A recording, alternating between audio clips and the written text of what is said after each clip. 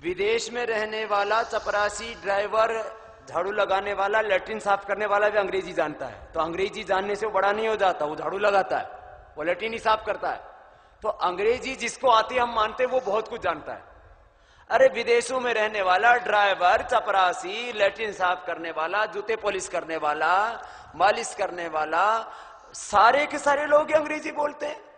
लेकिन ये एक बहुत बड़ा षड्यंत्र है कि जब राजीव भाई ने कहा कि भारत की सत्ता में, भारत की शासन व्यवस्था में, भारत की शिक्षा, उच्च शिक्षा व्यवस्था में, भारत के तकनीकी व्यवस्था में किसी को इंजीनियर आदि बनना हो, आईआईटी करना हो, तो अंग्रेजी नहीं आता है तो नहीं जाएगा उधर।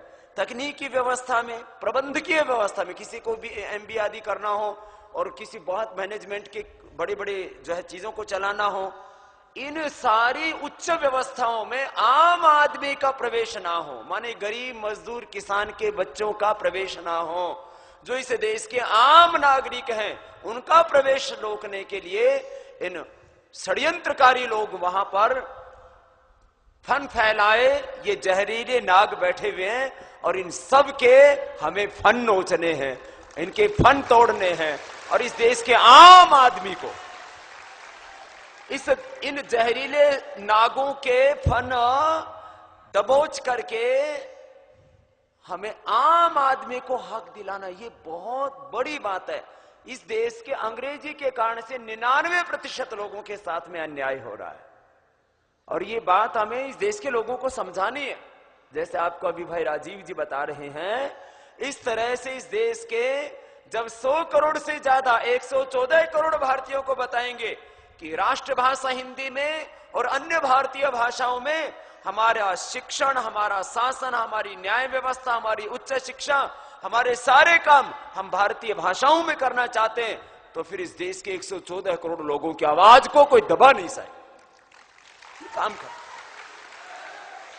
अभी कितना दुख और अफसोस है हमें अपने देश में इस परिस्थिति पर कि मुझे न्याय चाहिए, आपको न्याय चाहिए, हमको किसी अदालत में जाना पड़े, हाई कोर्ट में जाना पड़े, सुप्रीम कोर्ट में जाना पड़े, तो मुझे मेरे न्याय की बात मेरी मातृभाषा में करने की अनुमति नहीं है।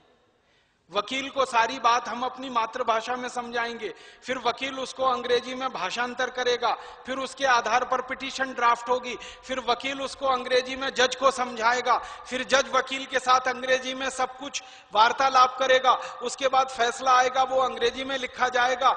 न्याय पाने वाले को अंग्रेजी का कुछ ABCD नहीं आता, लेकिन न्याय की पूरी पत्रिका उसको अंग्रेजी में दी जाएगी, तो वो क्या करे, उसको निचोड़े कि नहाए कि खाए कि बनाए, क्या करे, आग लगाए, उसमें करे क्या, उसको मालूम नहीं है।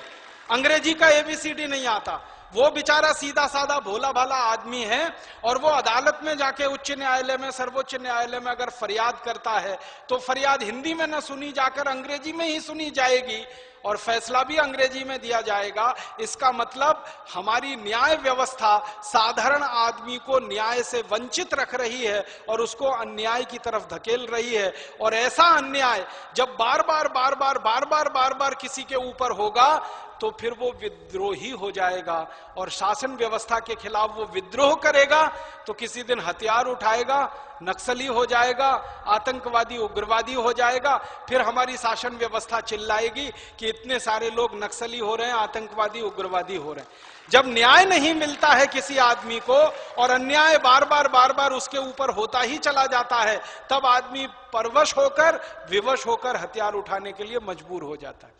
हमारे देश में न्याय ना मिले, हमें शिक्षा ना मिले, हमारी बात ना सुनी जाए, हमारी प्रतियोगी परीक्षाओं में बैठने का अधिकार हमसे छीन लिया जाए। आपको मालूम है कई प्रतियोगी परीक्षाएं ऐसी हैं जिसमें अंग्रेजी का प्रश्न पत्र पहले आपको पास करना ही पड़ेगा, तभी आप आगे बढ़ पाएंगे। अगर अंग्रेजी के प्रश्न पत्र में आप फेल हो गए और बाकी सब में आपके 100 में से 100 नंबर आ जाएं, तो आप बिल्कुल बेकार हैं इस व्यवस्था के लिए, इस शासन के लिए।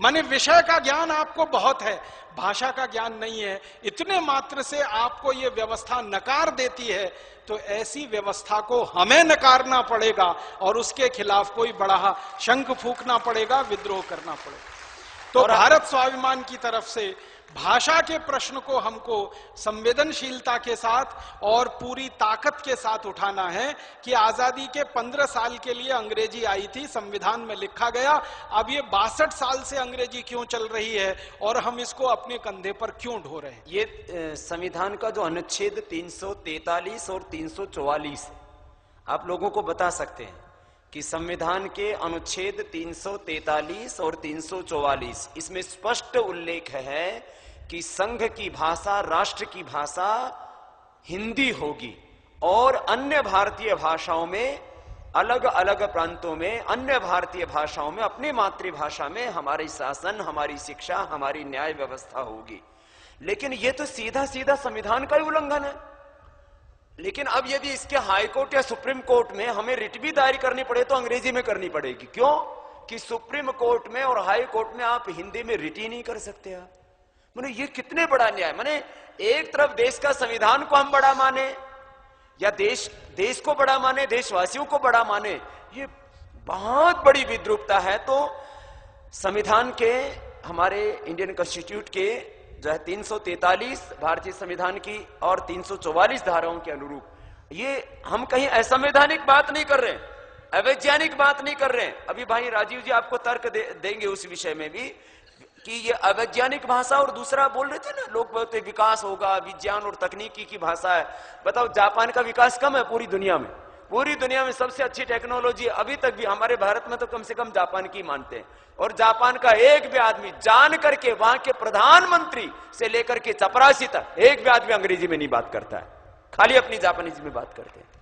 तो हमारे देश में ऐसा क्यों नहीं हो सकता? तो ये बहुत बड़ा मुद्दा है। और जो अभी राजीव भाई ने कहा ना कि कुछ ये जहरीले नाग बैठे, इनके फन कुचली बनाई बात बनेगी नहीं। कुछ चंडाल चौकड़ी बैठ गई है ऊपर, वो चाहती है कि हमारे और हमारे बच्चों के अलावा, क्योंकि उनके परिवारों में अंग्रेजी का माहौल है, उनको कोशिश की जाती है, बार बार पढ़ाया जाता है, सिखाया जाता है कि हमारे और हमारे परिवार के बच्चों के अलावा इस देश के उच्च आसनों पर, उच्च पदों पर, उच्च व्यवस्थाओं में, उच्च शिक्षा में, तकनीकी में, प्रबंधन में, उद्योग में, व्यापार में किसी का प्रवेश ना हो। तो 99% लोगों के साथ में बहुत बड़ा अन्याय हो रहा है। मैं आपको जापान के साथ ही एक दूसरा उदाहरण देता हूं। जर्मनी का दुनिया की सारी तकनीकी में सर्वश्रेष्ठ तकनीकी मानी जाती है जर्मनी की, फिर जापान की। मैकेनिकल इंजीनियरिंग में, इलेक्ट्रॉनिक्स इंजीनियरिंग में, इलेक्ट्रिकल इंजीनियरिंग में, ऑटोमोबाइल इंजीनियरिंग में, टेक्सटाइल इंजीनियरिंग में, जितनी भी इंजीनियरिंग के क्षेत्र हैं जहां से तकनीकी निकलती है, प्रौद्योगिकी निकलती है, बड़ी बड़ी मशीनें बनाते हैं। हाँ, सारी दुनिया में सर्वश्रेष्ठ तकनीकी है जर्मनी की और फिर है जापान की। लेकिन आपको मालूम है जर्मनी की मातृभाषा जर्मन है, वहां के सारे विद्यार्थी पहली कक्षा से लेकर आखिरी कक्षा तक जर्मन में पढ़ते हैं, इंजीनियरिंग जर्मन में करते हैं, मैनेजमेंट की पढ़ाई जर्मन में होती है, सारी प्रौद्योगिकी की पढ़ाई जर्मन में होती है, मेडिकल की पढ़ाई जर्मन में होती है। और जर्मनी 7 करोड़ से कम आबादी का देश है।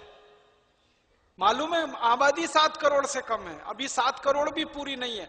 हमारे हिंदुस्तान में जर्मनी से बड़े कई राज्य हैं। हमारा ये उत्तर प्रदेश जर्मनी से बड़ा है, हमारा बिहार जर्मनी से बड़ा है, बंगाल जर्मनी से बड़ा है, आंध्र प्रदेश जर्मनी से बड़ा है, महाराष्ट्र जर्मनी से बड़ा है। भारत के तो 10-11 राज्य जर्मनी से बड़े हैं। जर्मनी 7 करोड़ से कम का देश है और वहां अगर सारे इंजीनियरिंग की पढ़ाई जर्मन में हो सकती है, 7 करोड़ की आबादी का देश अगर ये कर सकता है, तो 115 करोड़ की आबादी का देश इंजीनियरिंग में पढ़ाई क्यों नहीं कर सकता?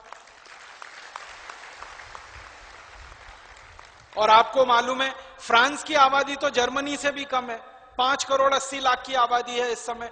और 5 करोड़ 80 लाख की आबादी का फ्रांस अपनी पूरी पढ़ाई फ्रेंच में कर सकता है, इंजीनियरिंग की, डॉक्टरी की, मैनेजमेंट की सारी पढ़ाई वो फ्रेंच में कर सकते हैं। तो हम 115 करोड़ वाले अपनी सारी की सारी पढ़ाई तमिल, तेलुगु, कन्नड़, मलयालम, हिंदी में क्यों नहीं कर सकते? ऐसे ही पुर्तगाल तो 2 करोड़ की आबादी का देश है, पुर्तगाल की आबादी तो और भी 2 करोड़ है। पुर्तगाल की पूरी शिक्षा व्यवस्था चलती है तो पोर्चुगीज में चलती है, और पोर्चुगीज में शिक्षा लेकर वो इंजीनियर, डॉक्टर, साइंटिस्ट बन सकते हैं और उनके यहाँ नोबेल पुरस्कार प्राप्त वैज्ञानिक पैदा हो सकते हैं, और सारी दुनिया में वो व्यापार कर रहे हैं पोर्चुगीज के आधार पर। तो हम 115 करोड़ के लोग क्यों नहीं कर सकते?